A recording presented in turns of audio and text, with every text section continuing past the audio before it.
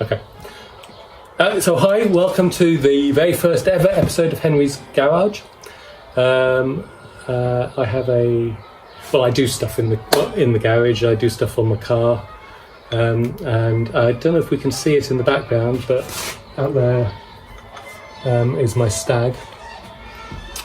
So I have a Triumph Stag, and I basically maintain it and do the stuff on it. And actually, I would say rather than restoration, I do preservation. So I will take off the radius arm, the struts, everything, paint them up, get them back on, keep it going longer.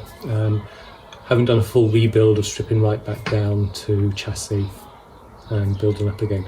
So purpose of this video series will be to, share my experiences, how I go about doing these things, and so you can see with the car.